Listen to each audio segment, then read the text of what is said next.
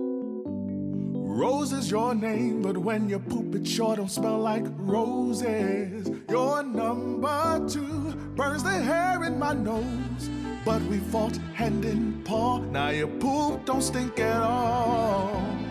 Now that the air is clear, I'll treasure your front and rear, my sweet Rose. Instantly neutralize poop stink with Poop Fighter from World's Best Cat Litter for the world's best cat.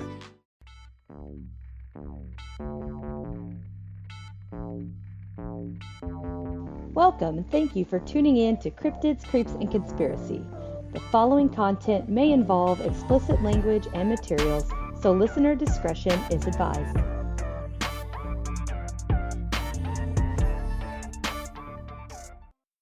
Hey everyone, welcome back. This week we are going to have back with us a very special guest, Matt from Planet 412. We are going to be finishing up his encounter and experience with the dog-like creature that he had in his youth, and the story gets totally bananas. It gets crazy. It's just totally mind-blowing. So if you would like to get to know Matt a little more and his background and hear the beginning part of his encounter, go back to last week's episode and you'll see it. It's got his name on it. It says part 1, and listen there and then come back and join us. Give you a moment, if you would, go back and listen to that and then join us for part 2. And welcome back. For those of you who did go check out 1 and then come back for 2, get ready because we are going to get right into it. Hold on to your seats, you guys. Because what it did next was it roared again, and it was even louder because we were in a building, an empty building, 4 floors. And it was again so jarring and so loud that we, grabbed our ears and turned our heads. But because, and we talked about this in detail, none of us got sick this time. And we believe the reason being is it's here.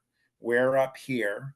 We have a half wall of concrete in front of us, concrete on the floor. I think when it roared at us and threw this infrasound at us, that the concrete had absorbed this noise. And it hurt our ears. I remember my ears were ringing later. It was still like they were muffled a little. And it looked at us and it bared all of its teeth. It had just teeth everywhere.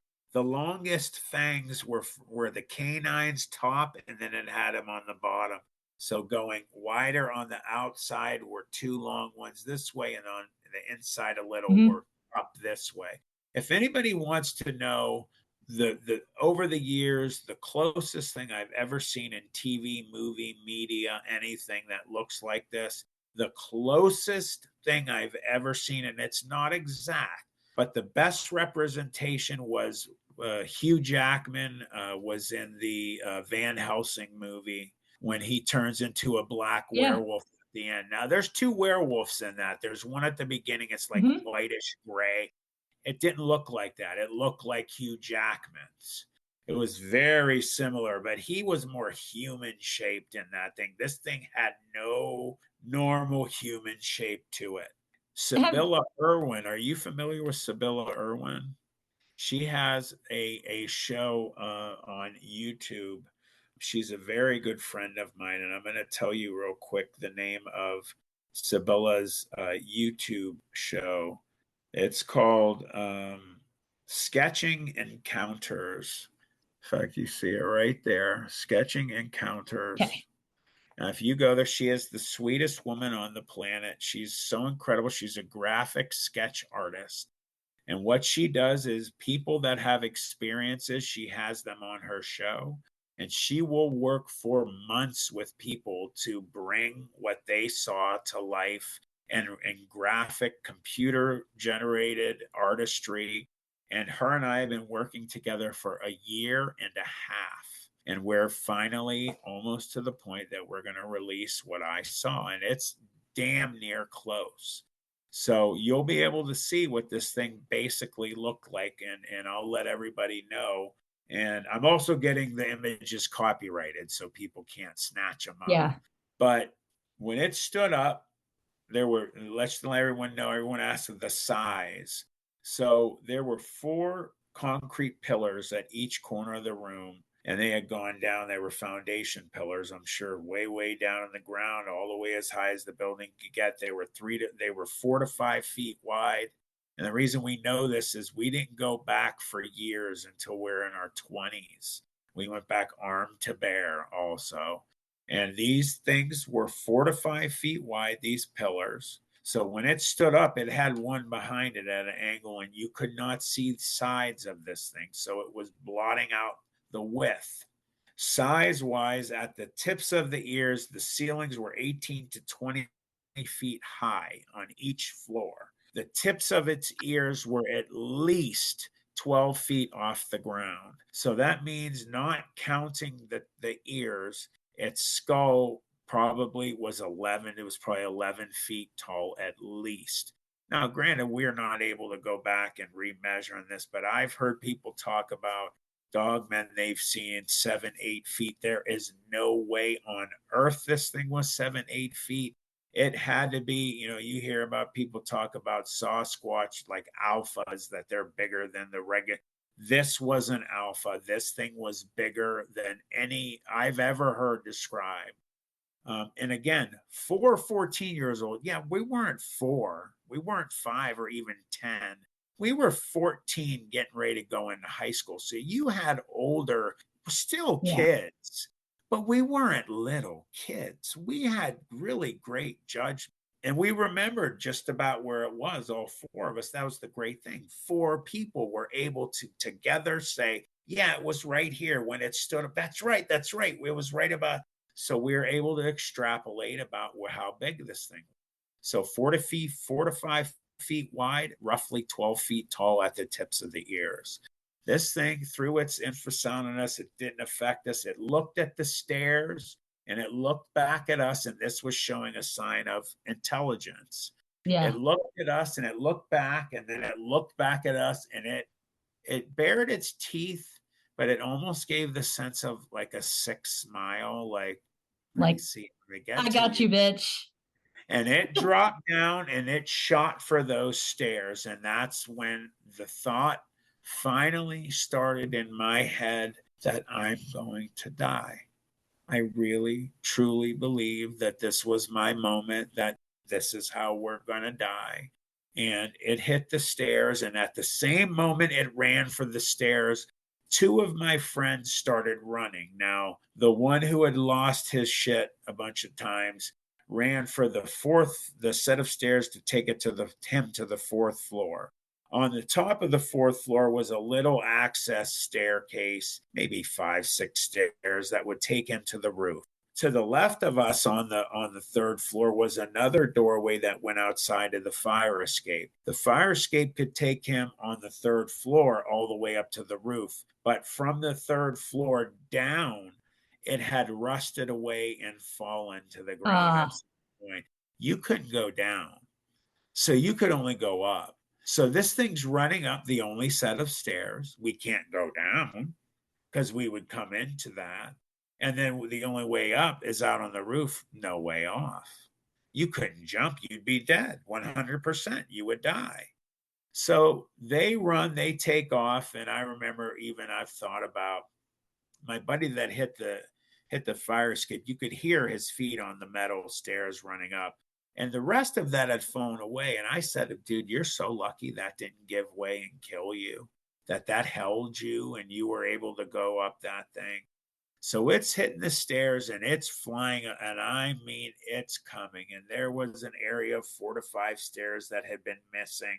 It just stepped over that area like it didn't even exist. There's pieces of rebar hanging out, and it's running, and it comes up and it turns. And when it turned to go up the first set of stairs, its tail, it was utilizing it as a rudder, like a weight rudder. So if you've ever rode like a 3 or 4 wheeler or a snowmobile, when you turn to the right, you have to lean to the left. Yeah. The tail did that. So its body turned towards the stairs, make a sharp turn to the right. Its tail came out to the left, and it kind of curled up, and you saw it kind of kind of just like pull together. It was using its tail as a runner, as a weight. And it hit the stairs and it went up to the second floor like nothing. Now, when anyone or anything would get to the top of that third flight of stairs to bring it to the third floor, there was the first person that anyone would meet would have been me. I was only a couple feet from those stairs and I was frozen in Oh, place. My best friend was to my right and he was frozen. We didn't look at each other or anything. I'm staring at it and I start from when it hit the bottom at the very first floor was when the thought process in my head began that I'm about to die. I had quick thought of my family, my mom and dad, my siblings, my dog. And I don't know why, but real quick, I thought about football because I was going to get ready to go to the school where my dad had played. And it was a legendary school in the area for athletics and academics. And I was proud. And I remember all of this, but more than anything, I had that sense we're all going to die. I'm about to going to die. The only thing I could liken the feeling to was, and I don't know, and I don't claim to be a soldier. I'm not a soldier. I was never in the military. I wasn't a police officer. But I have to be able to think when people have died, when their moment has come in bad ways, either being murdered or shot or in war, and you know you're going to die, that's what that felt like. Because you wouldn't have a Navy SEAL would have not have known how to handle this situation. yeah. And we were babies. We were 14-year-old babies. And this thing comes up those stairs and its orange eyes are staring right at me. And it got to the 3/4 mark, 5-6 feet at most from me. It was so close that if it reached out its arm, it could have grabbed me. And it looked like it was going to pounce. And this is where I 100% believe that there was divine intervention because just as it was a few feet from me, a train was coming by this building and it hit its horn. And we all believe the reason it hit its horn, the guy hit the horn on the train is because he saw this huge fire inside this building, almost 10 o'clock at night, if not 10. Building on fire, I don't know, but he hit his horn and this thing stopped. Bam, 5 feet from me and was looking at me. And it turned to its left and it looked back towards the opening of the building. And it looked back at me and it looked back again. And then it looked at me and it did almost like a, Yeah. and it turned around and it ran and it left the building. And it left so fast.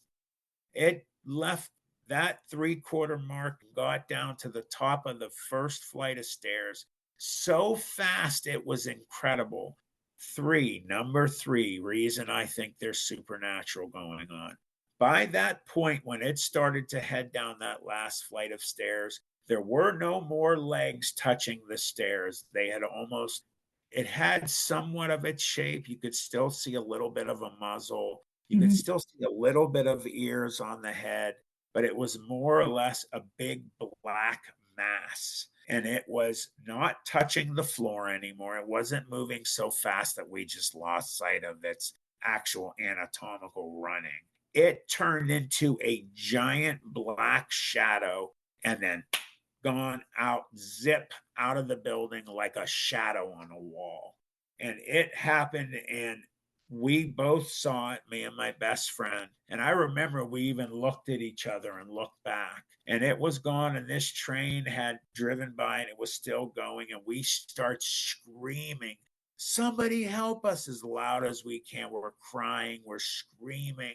Our friends had heard the horn of the train and they heard us screaming for help. So they made their way down, and the one came in from the fire escape, and he's screaming already. He must have started screaming on the staircase. And then the other buddy had come from the fourth floor, and I remember seeing him come, and he almost was like we're going to be saved, and we're all screaming, "Help, help, help." Of course, horrified, we're not moving. Yeah. And screaming, and the train's getting farther and farther and farther, and it wasn't stopping. It just all of a sudden it's gone, and we can't even hear it anymore. And then the fear of God sets back in. that it's coming, it's going to come back in. Yeah. And it did not, thank God. We were up on the third floor for roughly an hour before we decided to make our way down to the second floor. Definitely from everyone I've spoken to. So we made our way down the second floor. We're there for maybe 20, 25 minutes, make our way down to the first floor. And my friend who had lost his shit before has now had an ultimate, he's mental breakdown. He's had a complete nervous breakdown, is crying, screaming, out of control, begging us, we've got to stay in here till morning. We have to wait till the light. Now it's after 11 o'clock at night. GTFO, man. We're not even listening to him at this point. He's just screaming, running in circles, just talking to himself. We're looking at you. We have to get out of here. We have to make a run for it. This is going to come back. And every once in a while, we're all kind of looking past our makeshift wall to see if we can see those eyes. Because if it was out there, we would have saw it. Oh, yeah. And it was so black that it was actually blacker than the night sky behind. So it stood out even in the dark. So it wasn't there. And finally we said, okay, we're going to go. And then he joins in. No, we can't go. He's screaming at the top of his lungs. We're going to die. It's going to kill us. We have to stay in here.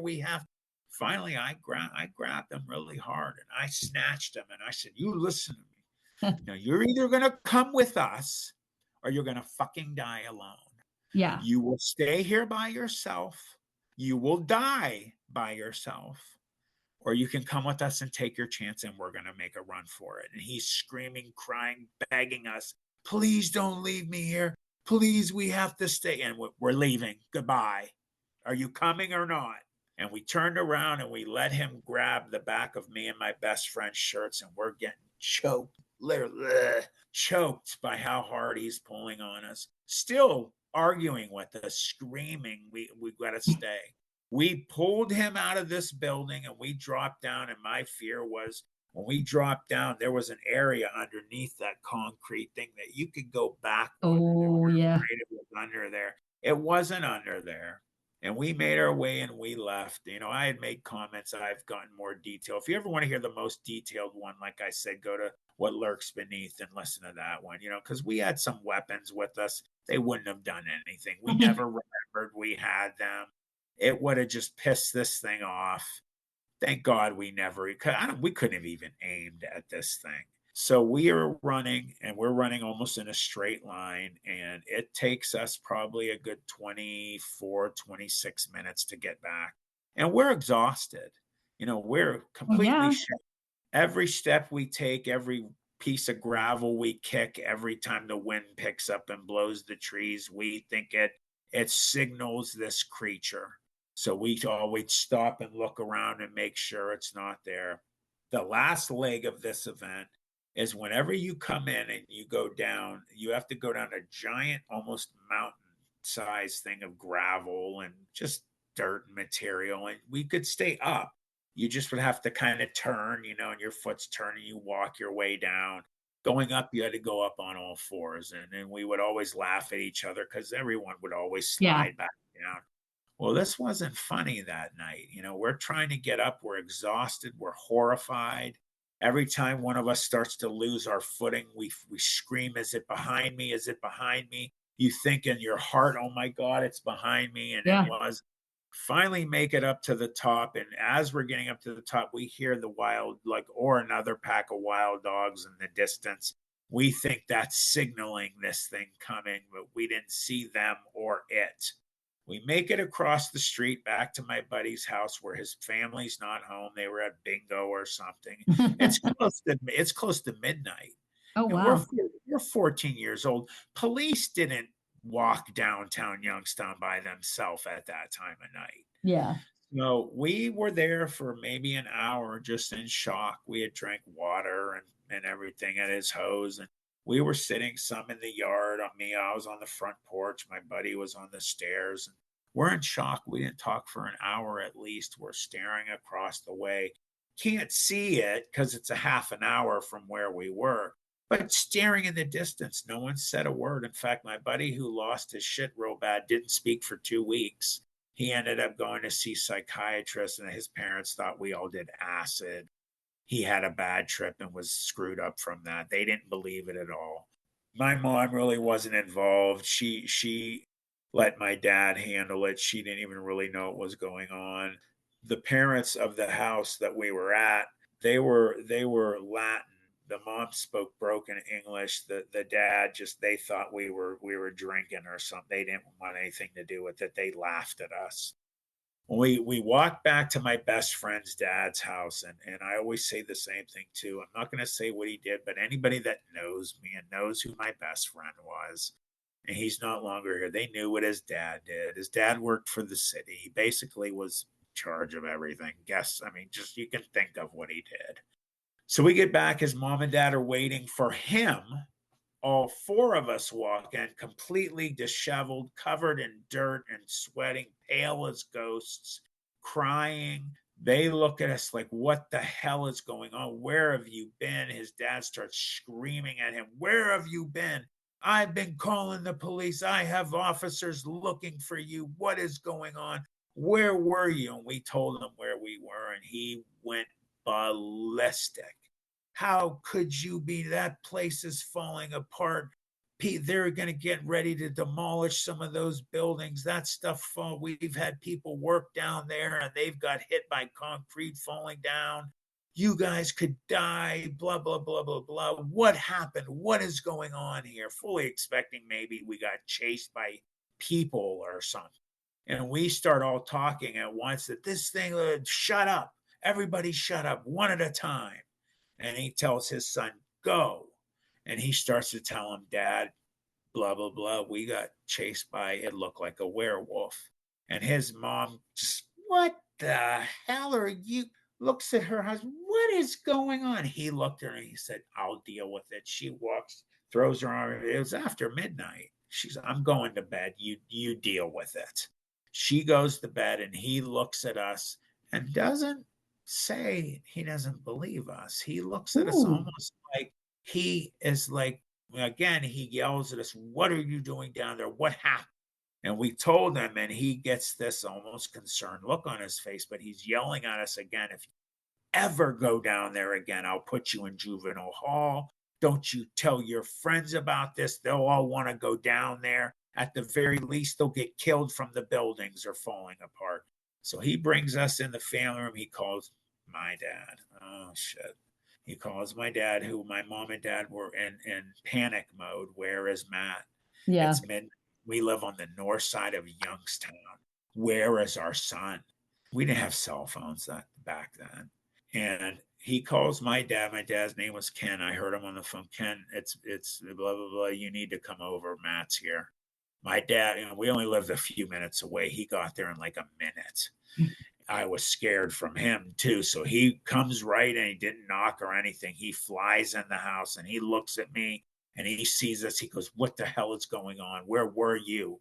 And my best friend's dad says, come with me. And he takes him in another room and he's talking to him. And I hear my dad scream, what the hell are you talking about? And we just hear blah, blah, blah, blah, blah, indistinct chatter. Yeah. Finally, we get a yell, come in here. And they're standing there. My dad has the most horrified, concerned look on his face.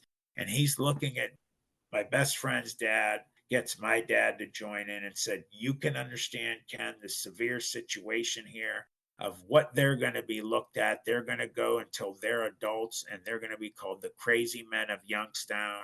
They're going to have to go to the city school, which wasn't a bad school. I'm not trying to down it. But we all wanted to go to this Catholic school we went to. We had plans, and I wanted to play ball there. And he said, you guys will all be laughed out of the city. You'll be the four crazy people of Youngstown. The rest of your lives, you'll be probably some homeless guys when you're adults. Hey, there's the crazy guy that saw a werewolf, blah, blah, blah. And Matt, you think that guy's going to want you on his football team? You think he's going to want some crazy guy who saw a werewolf? And so my dad's just looking at me with the most just concerned look. Finally, he's like, all right, we're going. He takes me. And as soon as we get in the car, I start screaming and crying, Dad, please believe me. You have to believe me. my dad's looking at me and he just has a scared look. He doesn't say a word. And he said, we get home, don't say a word to your mother. And we get home, we walk in the kitchen from the back door. And what do? The first thing is I start telling my mother, oh my God, where was Matt? Where were you? Mom, this thing chased us. It was a werewolf. What the hell is he talking? Ken, what is he talking? They saw a bear. He's fine. Go to bed. She's trying, just go to bed. I've got it handled. So she went. And he said, what the hell did I tell you? He said, you need to understand. He goes, you're not going to talk about this. You're not going to talk about this with your siblings. You're not going to talk about this with your friends. He says, he was right. Matt, you will be laughed out of this city. We'll have to move. He goes, shut your mouth. Don't talk about it. Do you want to play ball there? Do you want to do something there? Do you want to go to school? Yes. Then shut your mouth. And he said other things, and he talked to me for a while. And you have to understand something real quick about my dad. He was an overgrown Boy Scout. He came from another era. He came from the era where honor meant everything, that being truthful meant everything. And he taught all 5 of his kids that if you're on your deathbed someday, and if you weren't successful money-wise or anything, but at least you know you were a good, loyal soul, and you were an honest man or woman. There were 2 girls, 3 boys, 3 in our family. There are. Then at least you can be proud that you know that you were a good person and you were honest and truthful. I used to call my dad Steve Rogers because he was like Captain America. He was just, my dad made a promise to somebody and he kept it. His word was gold and he did not lie. And he made a promise to my best friend's dad that he would keep me shut up and he wouldn't talk about it. And he basically told me, you're going to take this to your grave. Now, fast forward to 11 years ago, my birthday, May 21st, I go to spend the day with my dad. He's in stage 4 pancreatic cancer. He died on May 31st. And I spent the day with my dad. And You're all right. Sorry. It's okay. Take your time. We talked about a lot of things that day. And one of the things I talked to him about was what happened. And I said to him that I need to know something. I said, I need to know if you believe me what happened. Because I knew he wasn't going to be around much longer. And he was my best buddy. That's what we used to call each other. And he looked at me and he said, I do. He said, I believed you from minute 1. He said, I've just been terrified over the years because he said, I could have lost my boy. He said, if you would have died, I would have just never been able to survive that. My mom and dad had special relationships with all 5 kids, but my dad and I had a very special bond. And he was my best buddy. That's what we called each other. And, we talked about a lot of things that day, and I'm glad we did. But I needed to know from him if he believed me. And when he told me he did, that was decades of just keeping that kind of a secret quiet, finding out that mythology and movies and everybody saying that these things are fake. Fangoria magazine, and The Howling and Silver Bullet and all the movies by Stephen King and all that's just fake. Monsters aren't real. I'm sorry, everybody. I'm not trying to scare you, but things do go bump in the night. There are things out there that exist that you think aren't real. They are real. I hate when I hear people calling people that have experiences with Sasquatch or something crazy, because you have people that were ex-police officers and hold high regard from the government, or that they would not lie about these things. And I went and I sought I seek the help of my priest at St. Mary's Church in Youngstown, Ohio. I'm naming the church. I'm half Lebanese, so I went there and he said, he believed me. He said, Matthew, people need to understand that these things exist. He said, sometimes they bleed into our world from other places. And he mentioned exorcisms and how people get possessed. And, he mentioned Rome, and they have their most elite exorcism team that go to the four corners of the globe to take care of the worst. And he said, these things exist, and sometimes we see them. Now, real quick, I've had things happening in my family for years. My great aunt had a situation with a jinn when she lived in Lebanon that attacked her and her father. My great great grandfather kicked in the door and had to run to save her. This thing dissipated. This is the short version. And they lived by a river, and the door was rotted on the bottom, and then a piece of the door had went in his leg, and 3 days later he died from gangrene. When I was a baby, to this day I don't sleep. I had sleeping problems, and my mom would always, have trouble making me sleep. Well, this one day, I only met my dad's mom. My two grandfathers passed before I was born, and my mom's mom died when I was an infant. Well, my mom's mom, my grandmother, had called this one day to have her come over for lunch, and my mom was so exhausted she was physically ill. She was crying to her mom, I don't know what's wrong with Matthew. He never sleeps. His leg shakes when he's asleep. She goes, I finally got him asleep. She said, I would pray to God, Jesus, please let Matthew sleep. Please. She's like, when you've been not able to sleep for days, you get sick, physically sick. Yeah. She said, finally you went to bed. And she said, my mom called me and said, come over for lunch. She said, Mom, I finally got Matt to sleep. And she went over everything I just said. And she said, she says, that Matthew, she says, he's going to bless your life someday. She said, there's something very special about Matthew. An hour later, my grandmother was gone. And people have spoken about her and about the type of person that she was, proof of angels on earth. And some people think she was sensitive to things. And they say it travels in families. And I have some cousins on my Lebanese side that are a little sensitive to things. Now, no one's ever had happen to them what happened to me. But, I've had some other things happen. I sent you an EVP that happened at Beaver Creek State Park. A lot of people, in fact, Mr. Ron Moorhead, famous from the Sierra Sounds, listened to at a conference in Dallas, Fort Worth, the second annual Dogman Cryptid Conference of Paranormal Roundtable.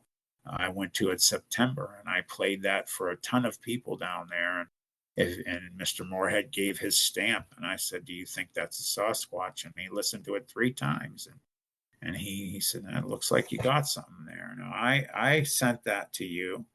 I don't know if you can play it or if you'd like me to play it.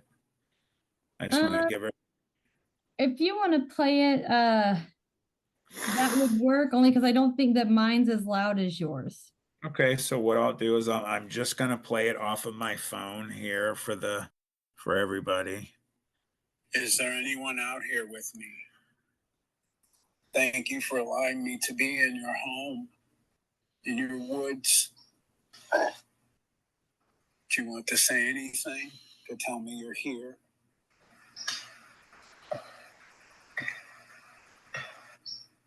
What's your name? Is there anyone here, and how many of you are there?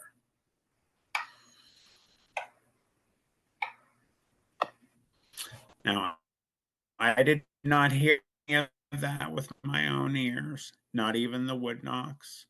I heard none of it. I had the full story is at Planet 412. It's the second video. If you want to know exactly what happened, you can go there and check it out. It's what happened at Beaver Creek State Park. I had made my way up this trail that supposedly a portal was at the top of this trail.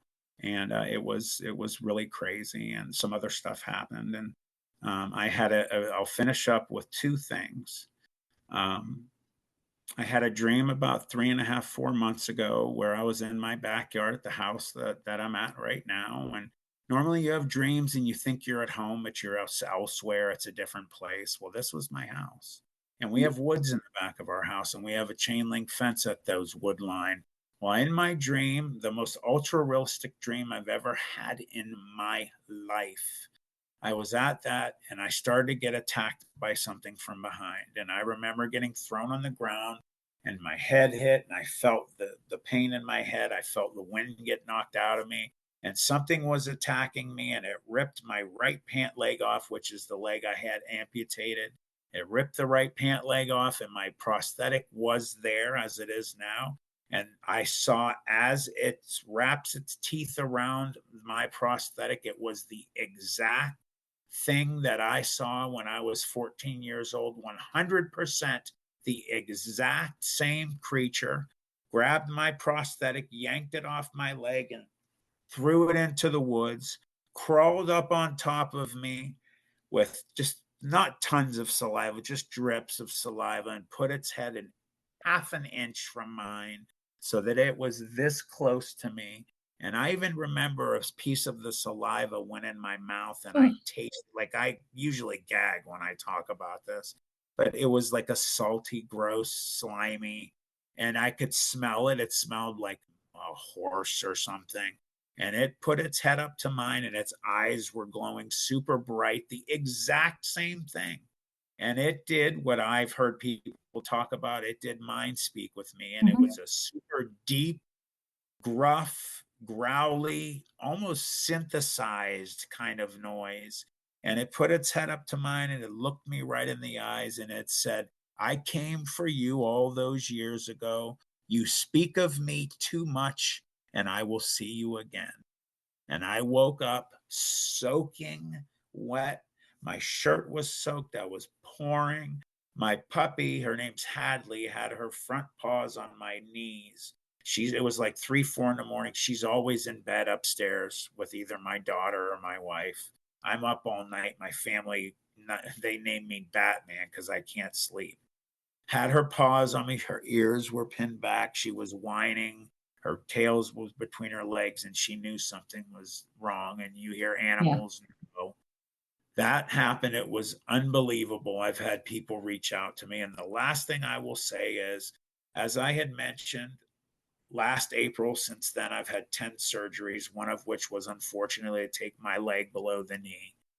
And I had fallen a few times, and I ended up causing an opening on my leg as it was healing. The sutures opened, and I had a hole maybe this big on my leg. The very short story of it, it's longer than this, is the artery blew in my leg. I was in the car with my wife and daughter, and I lost 3 pints of blood. I actually have a picture of the car. My wife had a 2020 Hyundai Sonata Sport, brand new. She ended up getting a brand new car not long after from the trauma of it.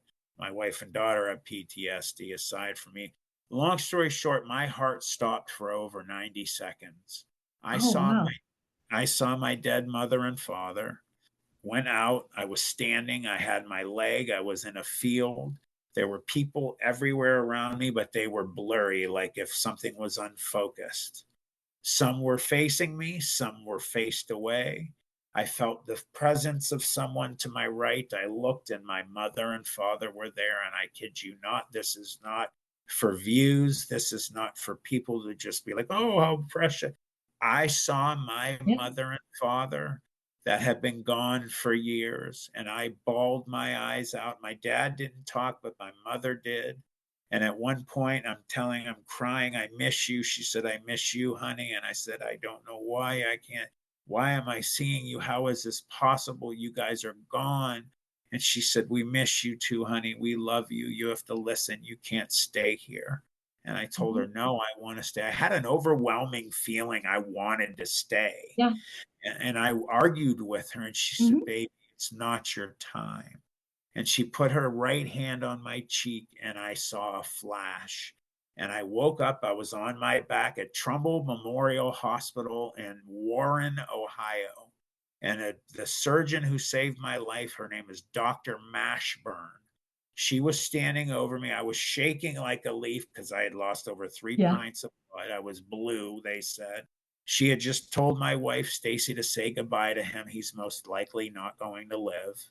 And she saw me pouring eyes because of my mom and dad. She didn't know why. I think she just thought from the stress of the situation. And she put her hand on my forehead. She said, Matthew, we're going to do our best to save you. And they put me to sleep. And that is a true story. Yeah. And I saw my mom and dad. And I'll cut it there. There's more. But I have questions. Sure. Okay, so you're in this place and you're in this field. And I have also been in a field. No.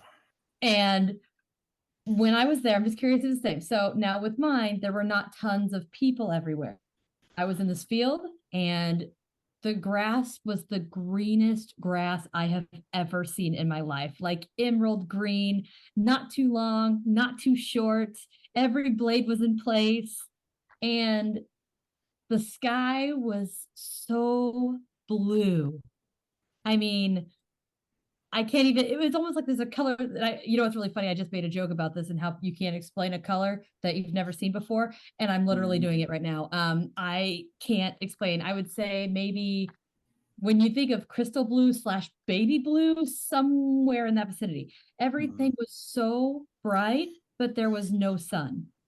The sun was gone, but you would have thought it was like a beautiful sunny summer day. And there wasn't any wind. It wasn't too hot. It wasn't too cold. I was wearing this white shirt, and the white shirt was so white that it like radiated. It was like it glowed. It was crazy. And I was just kind of by myself in this field, and then I heard some voices off to the side, and there was one tree, just random tree. And so I start walking towards the tree because it was like I heard voices and it was like, wow, well, those are so familiar. I don't understand why. So I go over there. And when I get over there, I have 3 children waiting for me. And at this time, I had only lost 3 of my 5 kids. I had the oldest boy, and then I had the twins. And when I looked at them, it's like I knew them. I could feel them. I recognized them. I knew exactly who they were. I mean, the girl looked a lot like me. The boy looked a lot like his dad. And then the oldest boy looked a lot like, spit image of his dad. And I remember talking to them and I felt horrible. And, I felt so guilty because I wanted to, I couldn't do anything. There's nothing I could have done. Absolutely nothing I could have done. Did make me feel any better at the time, and I had this conversation with them and, they talked to me and I was like, hey, I'm like, why are you guys here? Where am I? And they're like, it doesn't matter. And I was like, what do you mean it doesn't matter? They're like, well, we're here and you're here. That's all that matters. And I'm like, okay. And they kept telling me, it's okay. We're taken care of. You have nothing to worry about. It's not your fault. It's okay. They're like, but you've got to go. I was like, excuse me? I'm like, I don't want to leave. I want to be here. Like, I'm like, don't make me leave. And they're like, we're sorry, but you don't belong here yet. They're like, we'll be here when you get back. We'll be right here waiting, but you need to go. And so I got to tell them all that I loved them, and I got big, huge like group hug, and I got to just snuggle them all. And then next thing I knew, it was like I was being shaken by my roommate who finally got home and saw me in a pool of my own vomit on the bed. And he thought he was going to have to call the police because apparently I stopped breathing. And he was afraid to call the police because I was underage, surrounded by empty alcohol bottles. And so he did his best to wake me up, and he got me up and got me cleaned up. But so I got to see him, and the strangest thing, this is where it gets crazy. Okay. Years later, I was pregnant with my breathing son, and I did one of those 3D ultrasounds when he was, still in there. The moment I saw that face, I'm like, oh my God, I know him. And I'm getting goosebumps about goosebumps. But I was like, I know him. I have seen this kid before. And I was like, well, that's really weird, And so then I end up having him. And it's, again, as soon as I lay eyes on him, I'm like, I know him. Like, I have seen this face. And just as he gets older, it's just more and more and more. And I'm like, why? And for a while, I was like, I don't understand. Like, it's like I've seen him before, but I've never seen him this age before. Well, now is about the same age. Baby 1 was in my dream, and they have the same dad. And he looks identical to baby 1 that I saw in my dream. It's like it's like he got sent back to me somehow. And to the point where, oh man, I literally have goosebumps in my face. I was recording with my co-host for the old podcast, and she was sitting across from me. We were just doing our thing, recording, and all of a sudden she just kind of looks up at me, and her face was like mortified. I mean, she was like, she didn't know what to do and started like panicking and just stopped everything she was doing. And then was just staring over my shoulder, which scares the crap out of me because I have plenty of stuff in this house, right? She literally looks at me and then she like closes her eyes for a second and then she like peeks like she's expecting something to be behind me. And I'm like, oh God. So I'm like, I don't want to turn around because I don't know what the hell's behind me. And she looks at me, she goes, your kid's not here, right? I was like, no, he's not even in this county. He was like 2 counties away at someone else's house.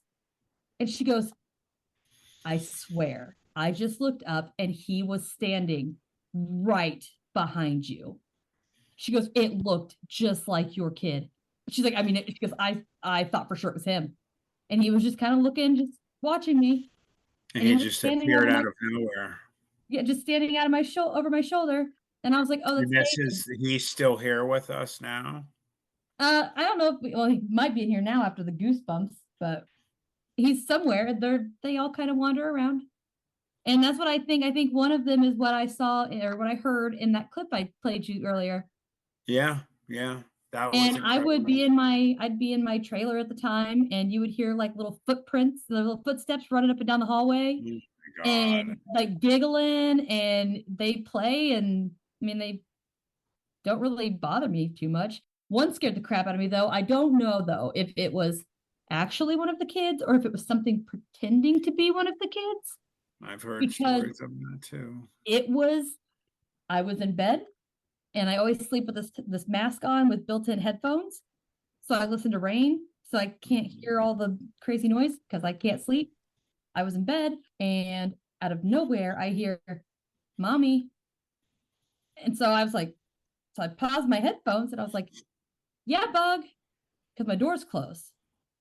And I listen and I listen. I'm like, okay, I'm like, Bug, do you need something? And I don't hear anything. I'm like, oh, well, whatever. So I go back, I lay back down.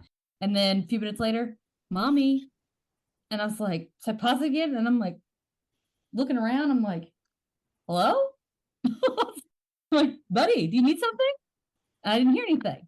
It does it one more time. And it's like, mommy. I'm like, Bug, what do you want? Because at this point, it's like 2 or 3 in the morning. And so I'm just tired. Right. I lay back down. A few minutes later, it is that, I mean, you got kids. You know that young kid thinks that mom has lost them. Kind of, you can hear it in their voice that they're like scared. And I hear, mommy, like yell, like from behind, like right behind my door, like something is wrong. So, I mean, I like whip up the headphones, come off, you know, and I grab my husband and I'm like, did you hear that? And he's like, I didn't hear anything. Just go back to bed. You didn't hear that kid? It's like, honey, nothing made any noise. And I'm like, something's saying my name. So I was like, okay, because by this point, I got to check on the kid, of course. And he's on the opposite side of the house. And how old was he at this point? So this just happened last year. So he was 11. So now it gets better. So I, run to the door thinking my child is on the other side, needs something. And I open the door real fast and nothing. There's nothing. I'm still uneasy. I start walking and I have to go like out, down, and across to get to his room. So I start walking and I go like into the kitchen and I turn heading away from the kitchen, like towards the dining room, when the thought occurs to me and like just goosebumps, hair standing up. And I mean, I was just horribly uncomfortable, like something was behind me. And the thought occurs to me that I'm like, wait, that didn't sound like my kid. That wasn't his voice.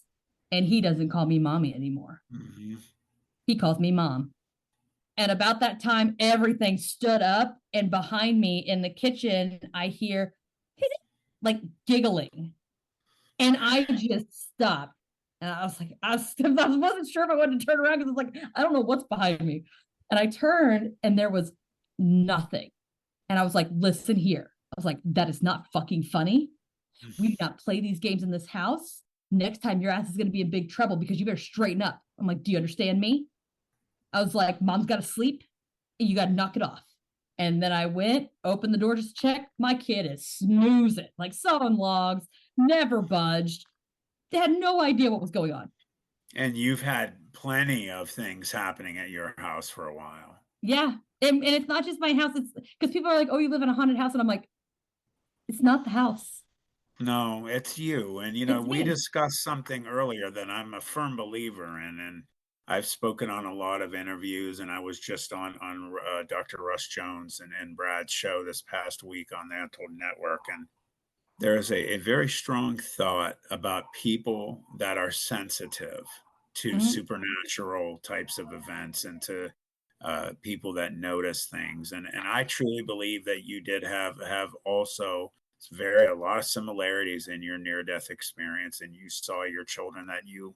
And I'm so sorry that you've had to lose children, so many. And you Yeah. saw them, and it travels in families and it follows people, Mhm. and some people just are able to be more I have a open witchy and background. sensitive to things.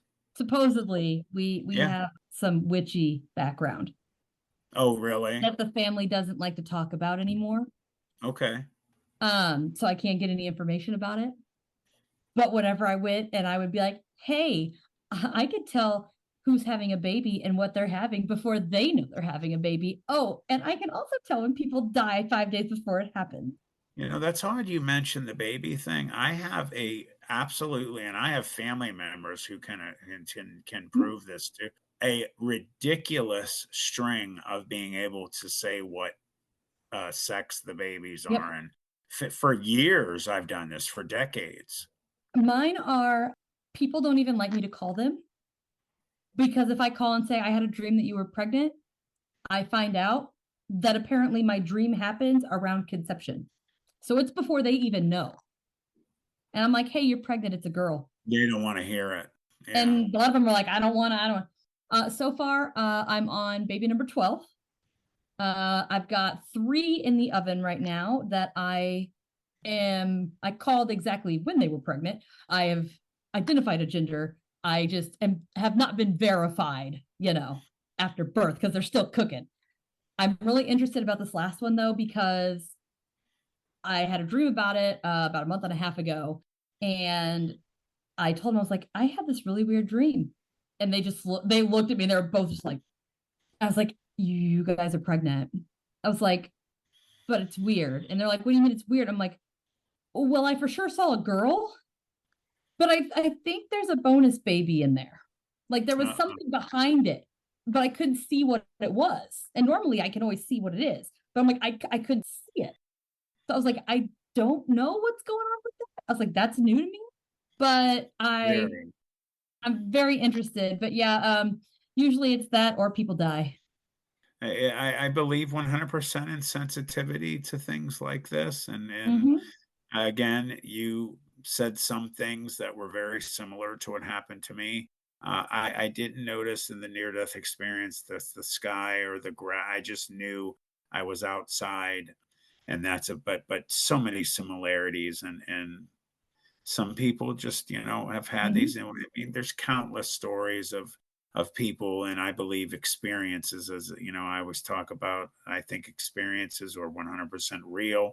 Now, there's stories that can be real. It just depends on people how they like to use their Yeah. verbiage. But yeah, you have shown a lot of things that It's I sound similarities to. it's very weird. I almost wonder, because like I said, when I woke up in this place, I was alone. So I had plenty of time to, look around and be like, well, what's happening to me? Where am I? Mhm. Whereas when you showed up, there's people everywhere, even though you couldn't see them, Right. people everywhere. So it was a little more distracting. And I'm kind of wondering, like, like I said, I didn't see all those people. I only saw the kids. That's a gift. That was very special. And what's weird is like I was not in a good place. Hence that I pretty much died. Aside from that, but after I had that dream, I don't know what it was, but it's like something in my brain just switched. And it was like before I literally was like, I can't handle this. I was in the attempt of, taking care of myself here. I'm Uh, sorry. and but after that dream, as soon as I woke up, it was almost reassuring, I guess. And I no longer had that want to do that. It was saved you. yeah, That's very special. What a gift. it was cool, but we'll definitely, you know what, we might have to have you on again at some point and kind of delve For more sure. into I like the would love to. paranormal stuff. For sure. Something is trying to get into my door. I can't tell what it is. I think it's the cat. But we'll go ahead and wrap this up. So thank you so much again for coming on Absolutely. here and It was an spending the honor. time. The stories sometimes they do get hard to tell and all of that. So I really do appreciate you You're opening welcome. up to me and providing me with that information, and those listening. And speaking of those listening, to whom you may be, please, please, please go onto the YouTube channel, Planet 412, subscribe, watch the whole video, help him out, spread the word. I mean, far and wide, I always tell people, you know, we do what we do because we enjoy it, Yes. but it also helps to be able to do what we do so that you and I and us can enjoy it if we have some support. I know that people don't like to talk about that kind of thing, but there is a lot of stuff that is in the background that people do not see. And a lot of times 100%.